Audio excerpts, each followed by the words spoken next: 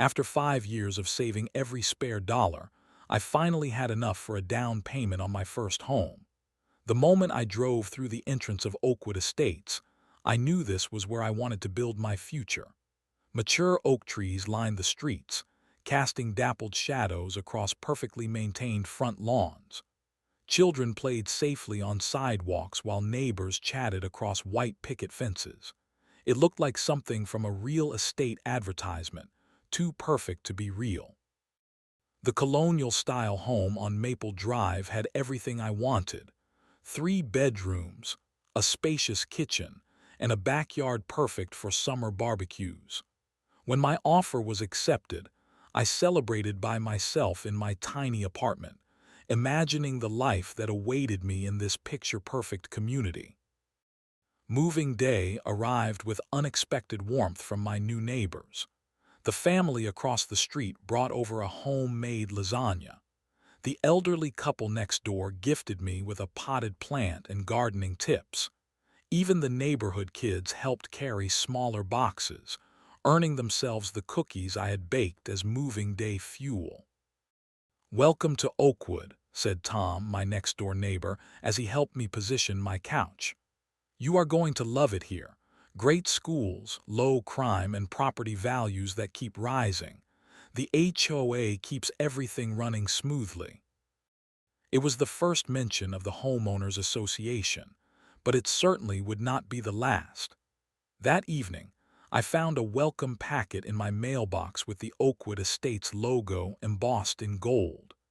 Inside was a letter congratulating me on my purchase, along with a reminder about the next HOA meeting scheduled for the following Tuesday.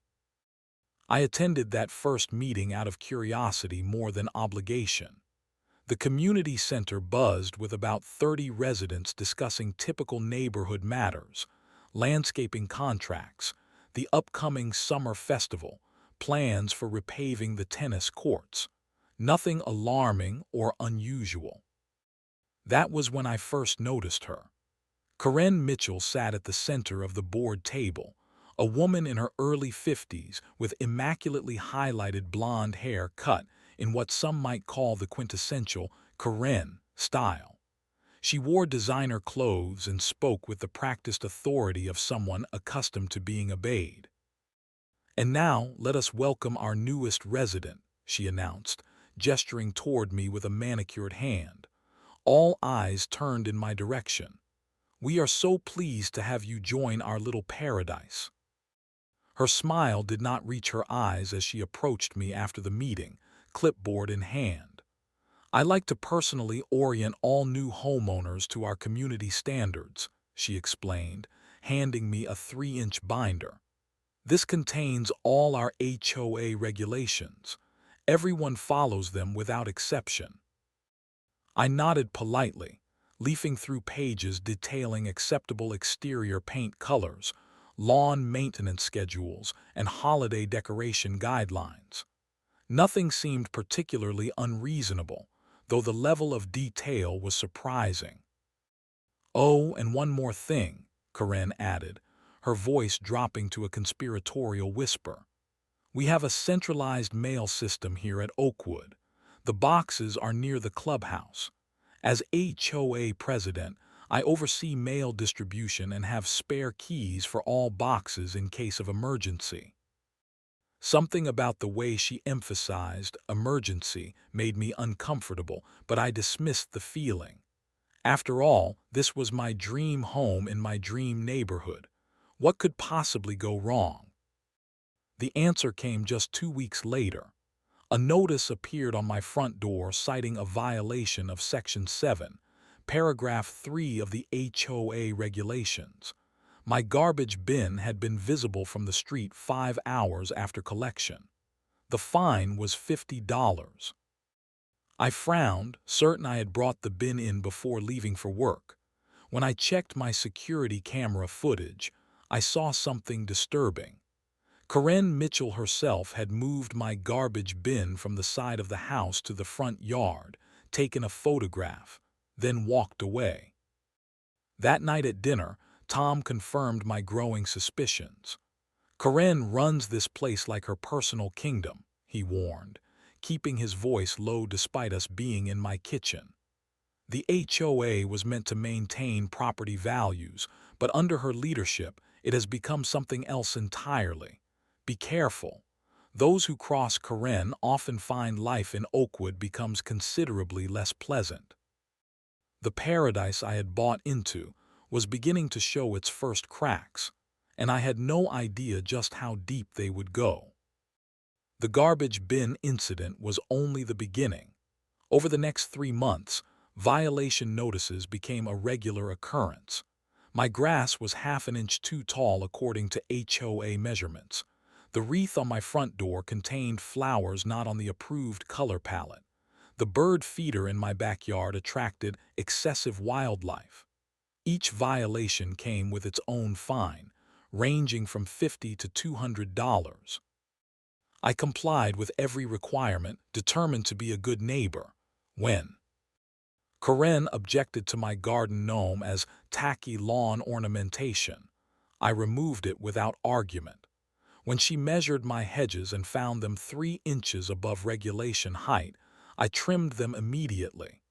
Peace seemed worth the inconvenience. But Karen was not interested in peace. Each concession I made seemed to embolden her further. She began making unannounced inspections of my property, sometimes entering my backyard without permission to take photographs of alleged violations. Is everyone in the neighborhood subject to this level of scrutiny? I asked Robert, an older resident who had lived in Oakwood for 15 years. Robert glanced around nervously before responding. Karen has favorites and targets. Right now, you are definitely a target. Be especially careful with your mail. His warning confused me until I experienced it firsthand. Our neighborhood used a centralized mail system, individual locked boxes in a common area near the clubhouse. The postal worker would fill the boxes, and residents would collect their mail using personal keys. One Thursday, I noticed my paycheck had not arrived on its usual day. When I called my company, they confirmed it had been mailed on schedule. It finally appeared in my box the following Monday, the envelope showing signs of having been opened and resealed.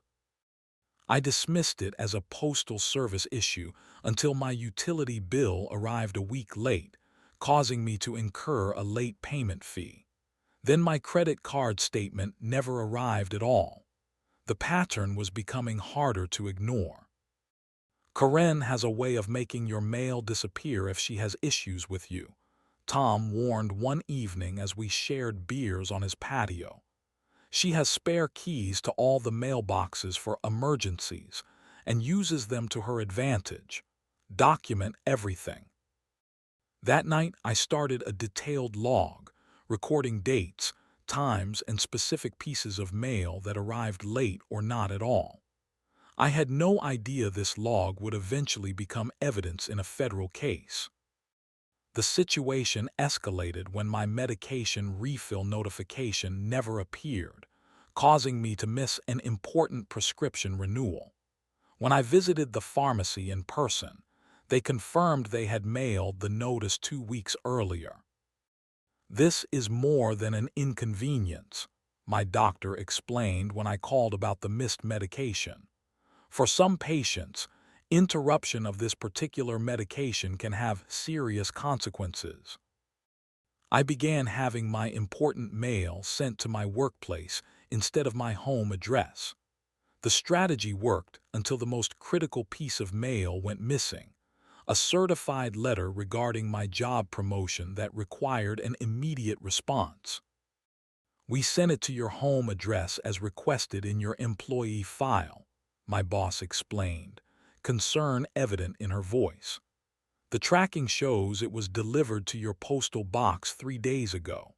If we do not receive your signed acceptance by tomorrow, company policy requires us to offer the position to the next candidate.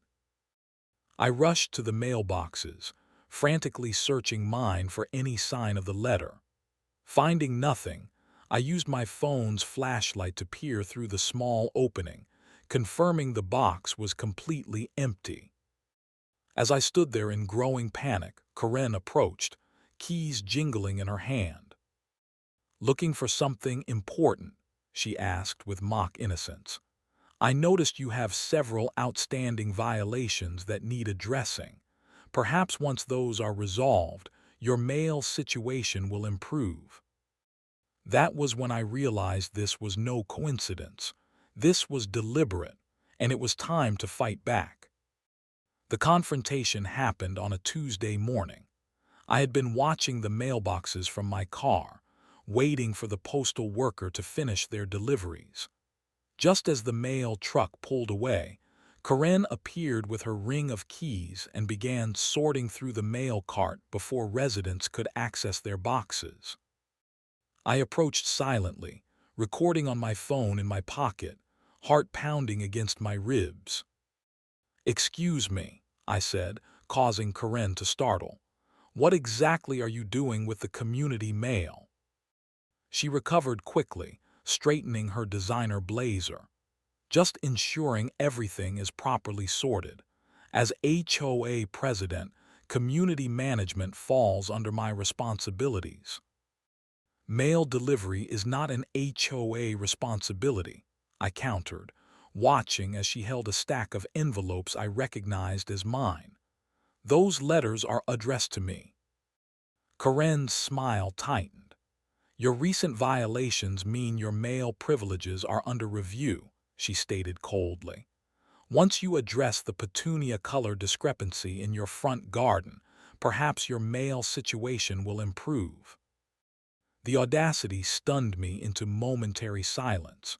She was holding my federal mail hostage over flower colors that differed from her approved palette. "Mail tampering is a federal offense," I said, my voice surprisingly steady despite my rage. "What you are doing is illegal." Karen laughed, the sound brittle in the morning air. "This is Oakwood States. The HOA bylaws give me authority over all community areas, including the mailboxes. If you dislike our rules, perhaps this neighborhood is not for you."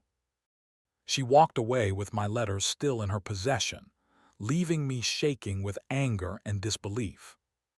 That evening, I researched federal mail tampering laws, discovering that interfering with mail delivery was not just unethical. It was a federal crime punishable by substantial fines and even imprisonment. The United States Code clearly stated that taking mail from an authorized depository with intent to obstruct correspondence carried penalties up to 5 years in federal prison. Armed with this knowledge, I prepared a formal complaint for the next HOA board meeting. I printed copies of the relevant federal statutes, collected my mail delivery logs, and even included screenshots from my security camera showing Karen at my mailbox on days when mail went missing. The HOA meeting room fell silent when I presented my evidence, requesting immediate action to address what was clearly illegal behavior. I expected shock or concern from the other board members.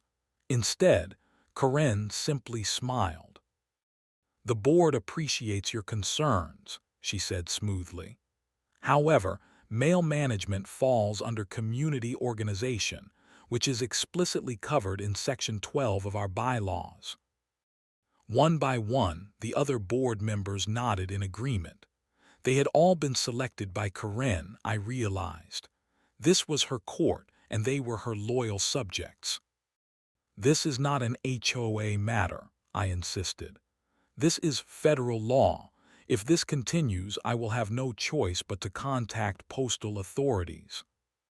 "We encourage residents to address concerns through proper channels," Karen replied, her voice dripping with condescension.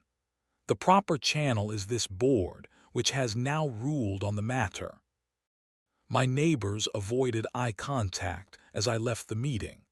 Only Tom dared to speak to me in the parking lot afterward. "You have opened Pandora's box," he whispered. Karen has been doing this for years. Several residents have had important documents go missing, mortgage paperwork, insurance forms, even court notices. But no one has ever stood up to her. "Why not?" I asked. "Fear," Tom said simply. "Those who challenge Karen find themselves buried in violations, fines, and worse. The Martinez family contested her authority last year.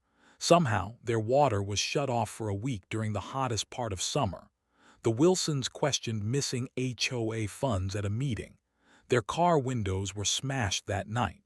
No evidence, of course, just unfortunate coincidences." Over the next week, I spoke discreetly with other neighbors, building a clearer picture of Karen's reign of terror. Emma, a young mother 3 houses down, admitted Karen had withheld her mortgage refinancing documents for 3 weeks, causing her family to miss a historically low interest rate. Robert revealed he had lost his passport renewal because of what Karen called mail management. I began documenting everything, taking photographs when I saw Karen at the mailboxes, recording conversations when legal, saving every violation notice and HOA communication. I installed additional security cameras covering my property and car. The breaking point came when my grandmother's handwritten letter went missing, a letter I knew contained irreplaceable family photographs and a necklace that had belonged to my great-grandmother. When I confronted Karen about it, she denied any knowledge while wearing the unmistakable pearl pendant that had been in my family for 3 generations. Something inside me hardened into resolve. This was no longer about flowers or property values or even principle. This was about justice. Karen Mitchell had finally messed with the wrong resident. The United States Code, Title 18, Section 1708 became my nightly reading. Theft or receipt of stolen mail matter generally carried penalties up to 5 years in federal prison. Every missing envelope, every delayed package, every admission from Karen now represented not just a personal affront but a federal crime. I approached my investigation methodically, creating a detailed spreadsheet tracking all mail discrepancies. I documented dates, contents, witnesses, and any relevant communications. The pattern was undeniable. Mail problems intensified immediately following HOA disputes or violation notices. My neighbor Emma finally found the courage to share her full story. "Karen withheld my mortgage documents for 3 weeks," she confessed, hands trembling around her coffee mug. "We lost our locked-in rate, which cost us thousands of dollars over the life of our loan. When I confronted her, she claimed the documents must have been misdelivered, but I saw them on her desk during an HOA meeting." Robert, 3 doors down, had an even more disturbing experience. My passport renewal never arrived. When I tracked the delivery, it showed as delivered to our community mailbox. 2 weeks later, after I had already paid rush fees for a replacement, Karen mentioned in passing how careless people are with important documents. She knew details about my travel plans that were only mentioned in the missing application. One by one, neighbors began sharing similar stories. The Wilsons missed their daughter's college acceptance letter. The Garcias never received medical test results, delaying an important diagnosis. The pattern stretched back years, targeting anyone who questioned Karen's authority or simply caught her displeasure. We formed an informal coalition, meeting discreetly in different homes to share evidence and experiences. 10 households had documented mail interference. The total grew to 15 by the end of the week. "She has been doing this for years," Emma whispered during one such gathering, "but everyone has been too afraid to stand up to her." With mounting evidence in hand, I consulted with a postal law attorney. His eyes widened as he reviewed my documentation. "This is not a minor issue. he explained gravely. The Postal Inspection Service takes mail theft and obstruction extremely seriously. This documentation shows a systematic pattern of mail interference that could result in significant federal charges. The attorney advised me to attempt one final resolution through HOA channels before escalating to federal authorities. Document the meeting, he instructed. Make your concerns explicit and give them a formal opportunity to address the situation. I requested a special HOA mediation session, presenting my evidence methodically and proposing a simple solution. Karen would relinquish all mailbox keys to the property management company, and a neutral third party would oversee mail distribution. Karen's response was immediate and chilling. I have every right to ensure community standards through all available measures, she declared, her voice rising. The mailboxes are community property, and as HOA president, I have full authority over all community property. This discussion is closed. The other board members shifted uncomfortably, but remained silent. Years of intimidation had rendered them incapable of opposition.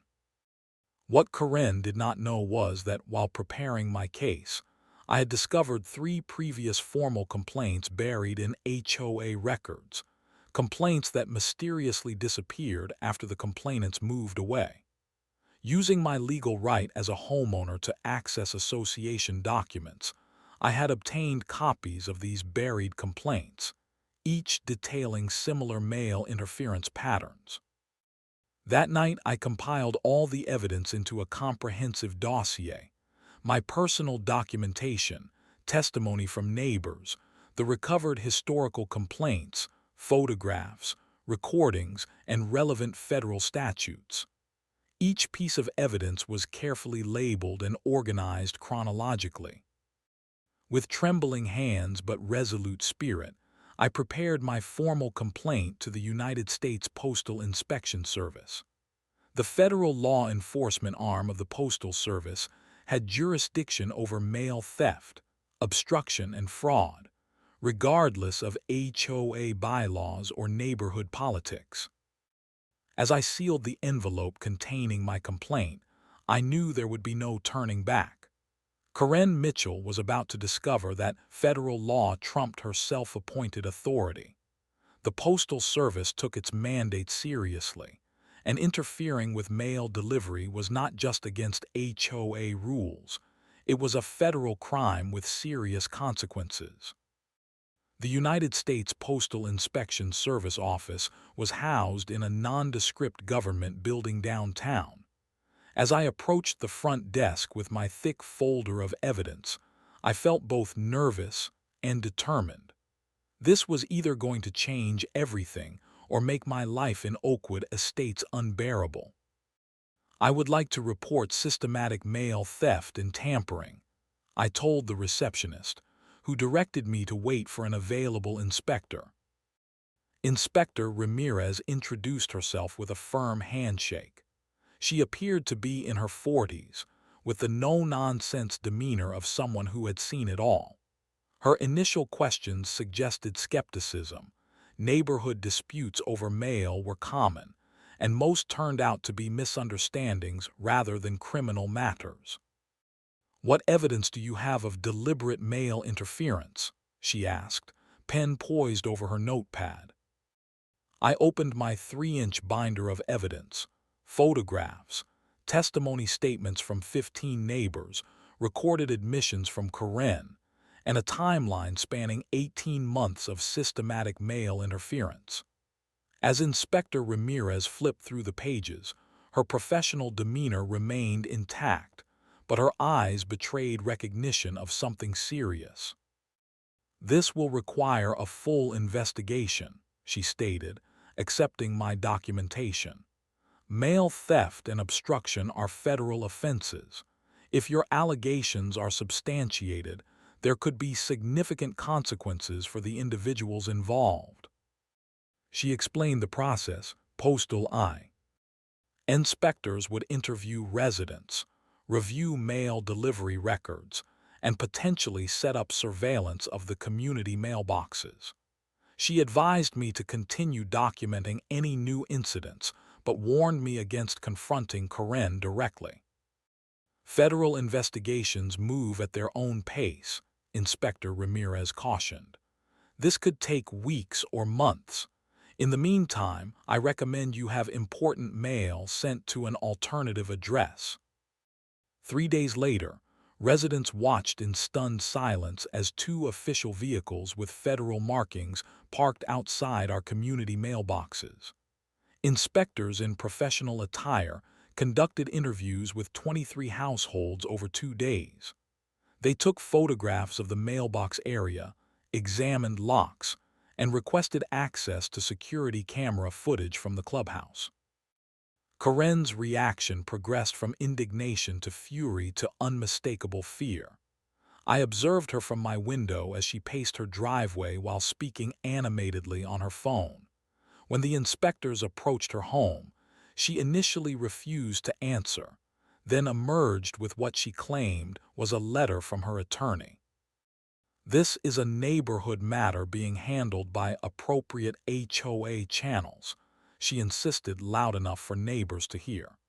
These federal agents have no jurisdiction in a private community. When confronted with specific evidence, Karen claimed she was just helping organize community correspondence and that any delays were standard postal service issues. The inspectors remained professional but persistent, requesting access to her home office where several neighbors had reported seeing piles of mail not addressed to her. The HOA board president called an emergency meeting, pointedly excluding Karen for the first time in years. The board does not condone any interference with federal mail, he declared to the packed community room, despite having ignored complaints for years. We are cooperating fully with federal authorities and will implement new security measures for mail handling. The investigation uncovered shocking details that even I had not suspected. Missing medical test results that delayed cancer treatment for an elderly resident, delayed legal notices that resulted in a neighbor missing a court date, disappeared college acceptance letters that caused a student to miss enrollment deadlines. The pattern affected nearly 40 residents over 5 years. Most disturbing was the discovery of a filing cabinet in Karen's home office, containing dozens of opened envelopes and packages addressed to various residents, including my grandmother's letter with the family heirloom that Karen had claimed no knowledge of. As the investigation intensified, so did the backlash against me. Anonymous notes appeared under my door suggesting I would regret causing trouble. My car tires were mysteriously flattened. Whispers and glares followed me at the community pool and grocery store. You have upset the natural order, one long-time resident hissed as I collected my mail under the watchful eye of a postal inspector. Property values will plummet if this scandal gets out. You should have handled this privately. I might have been intimidated into silence weeks earlier, but the federal involvement emboldened me and others. Emma invited me to dinner to thank me for taking action. Robert helped me install additional security cameras. Tom organized a neighborhood watch specifically to monitor my property when I was away. The most unexpected support came from Mrs. Abernathy, an elderly resident who had lived in Oakwood since its founding. She approached me one evening as I gardened in my front yard. 20 years ago, I was on the original HOA board, she revealed, leaning heavily on her cane. We created rules to maintain property values and community aesthetics, not to terrorize residents. What Karen has done is a perversion of everything the HOA was meant to be. She pressed a trembling hand against mine. Thank you for having the courage many of us lacked. With federal authorities now involved, There was no stopping the wheels of justice that had begun turning. Karen Mitchell was about to learn that her reign of neighborhood terror had real-world consequences far beyond the boundaries of Oakwood Estates. The federal indictment arrived like a thunderclap in our once quiet community. The United States of America versus Karen Mitchell. The words carried a weight that silenced even her most loyal supporters. 17 counts of mail theft, 23 counts of obstruction of correspondence, 1 count of falsifying postal records, each charge carrying potential years in federal prison. Neighbors gathered in hushed clusters at the community park, discussing the unprecedented situation. Karen, who had once strutted through Oakwood Estates like royalty, now scurried between her house and car, head down, avoiding all contact. Her attorney attempted to negotiate a plea deal immediately, offering community service and restitution. The federal prosecutor remained unmoved. Mail theft is not simply a property crime, she explained during a community information meeting held at the local library. It is an offense against the function of government itself. The postal system represents one of our nation's oldest and most fundamental services. When someone systematically undermines that system for personal power, they undermine public trust in essential institutions. As the investigation expanded beyond mail tampering, other abuses surfaced. HOA financial records revealed funds mysteriously used for Karen's personal landscaping and home repairs. Meeting minutes had been falsified to support her agenda. Rules had been selectively enforced against personal enemies, while violations by her allies were consistently overlooked. The local news vans arrived after the story broke in the regional paper. HOA president faces federal charges for holding community mail hostage. Reporters positioned themselves at the entrance to Oakwood Estates, hoping to catch footage of the neighborhood tyrant who had finally fallen from power. Our once united community became divided. Some residents recognized Karen's reign of terror for what it was and expressed relief that justice was finally being served. Others worried about the community's reputation and property values, suggesting we should have handled the matter in-house, rather than involving federal authorities. "You have destroyed everything we built here," accused Margaret, Karen's close friend and fellow board member. "Our neighborhood was known for its exclusivity and high standards. Now we will be known for this scandal." "Our neighborhood was known for fear and intimidation," Emma countered during a heated exchange at the community center. "My children were afraid to play in our yard because Karen might find something to complain about. That is not a community, that is a prison." The preliminary hearing was held in federal court downtown. Several of us attended, sitting silently in the back row as Karen faced a federal judge for the first time. Gone was the imperious HOA president who had terrorized our neighborhood. In her place stood a diminished figure in a navy blue suit, her usual confidence shattered against the marble and mahogany of federal justice. Her attorney argued that the case was essentially a neighborhood dispute that had been blown out of proportion. The mail issues were simply administrative oversights by a volunteer HOA president trying to maintain community standards. The federal judge was unimpressed. "Mail tampering constitutes an attack on a foundational system of American life," he stated clearly. "The evidence presented suggests a systematic pattern of interference with federal mail for purposes of control and intimidation. This court takes such allegations extremely seriously." When the judge denied her attorney's motion to dismiss and set bail at $50,000, the color drained from Karen's face. For the first time, she understood that HOA rules did not supersede federal law, and that her actions carried consequences beyond our neighborhood boundaries. After the hearing, Inspector Ramirez approached me in the courthouse hallway. "Your detailed documentation made this case possible," she acknowledged. "Most mail tampering goes unreported or lacks sufficient evidence for prosecution. You have potentially helped many people beyond your own community." Back in Oakwood Estates, changes were already underway.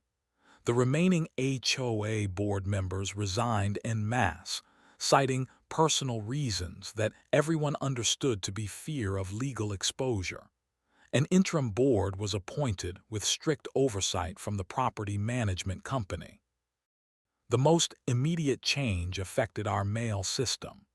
The old mailboxes were removed and replaced with a new secure system that only postal workers could access. Residents received new keys hand-delivered by postal officials.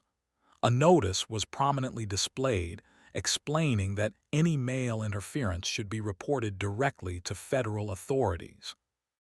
As I inserted my new key into my new mailbox for the first time, a sense of both vindication and sadness washed over me.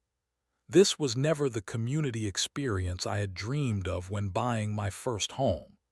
Yet somehow, fighting this battle had connected me more deeply to my neighbors than any HOA-sanctioned block party ever could have. The next phase would be the trial itself, a process that would expose the full extent of Karen's abuses and determine the price she would pay for years of treating federal law as her personal plaything. The federal courtroom fell silent as the first witness took the stand. Emma described how missing mortgage documents had cost her family thousands of dollars.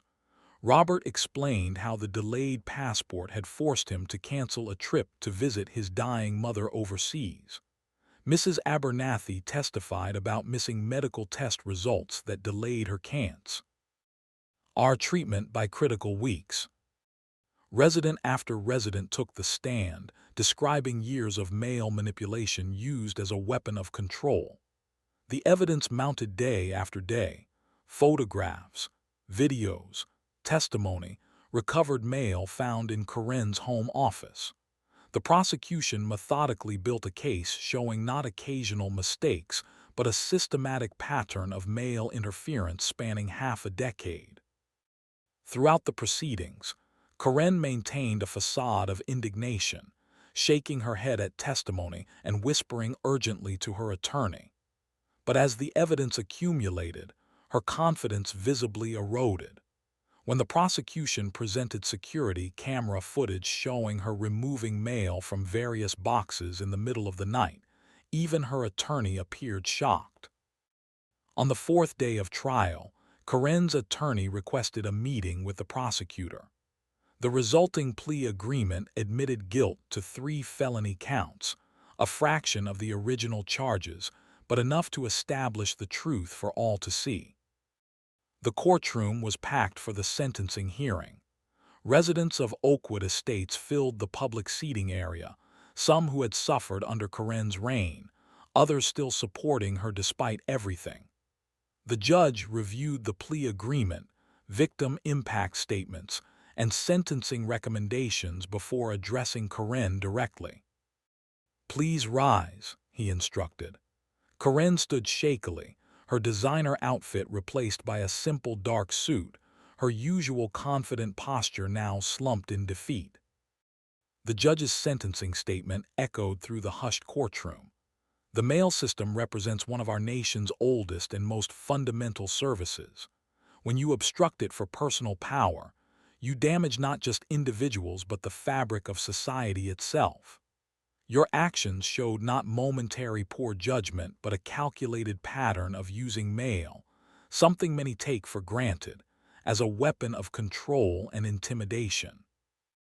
Karen received 18 months in federal prison, 3 years of probation, $17,500 in restitution to affected residents, and 200 hours of community service specifically in mail delivery to the elderly.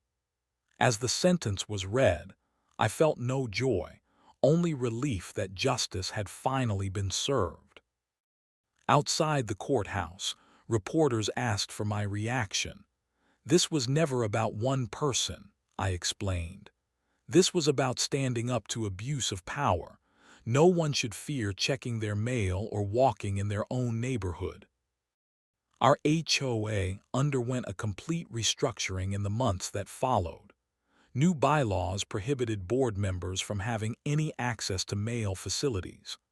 All violations now required photographic evidence and included clear appeals processes. Term limits were established for board positions, and financial records were made fully transparent. The most surprising development came from tragedy. Devastated by her imprisonment and public humiliation, Karen's husband filed for divorce. When he sold their home and moved away, many expected the property to sit empty, tainted by association with the neighborhood scandal. Instead, it sold within a week to a young family with 3 children. The new owners immediately painted the house a color not on the approved palette, installed a basketball hoop that would have given Karen heart palpitations, and adopted a large dog that occasionally barked at squirrels. No violation notices appeared on their door. No fines were issued. The neighborhood had learned its lesson about what truly mattered in a community. As spring returned to Oakwood Estates, so did a sense of genuine community. The new garden club planted flowers of every approved and unapproved color without fear of violation notices. The community newsletter now celebrated diversity rather than enforcing conformity. Children played freely in front yards without parents nervously checking for HOA violations. Standing at my mailbox one sunny afternoon, confidently opening letters delivered without interference, I reflected on how easy it would have been to simply move away when the troubles began. But some systems of injustice require people willing to stand against them, no matter the personal cost. Where Karen's rules once created fear, now cooperation created something stronger, a true neighborhood where differences were respected and no one stood above the law. My little corner of Oakwood Estates would never be the perfect community from the real estate brochures. It would be something far better, a real community with real people, guided by compassion rather than control. As I walked home, my neighbor called out, "Got anything good in the mail today?" I smiled, waving a handful of ordinary envelopes. Nothing special, just bills and advertisements, but they were delivered on time and they were all mine. And in Oakwood Estates, that was now something we never took for granted.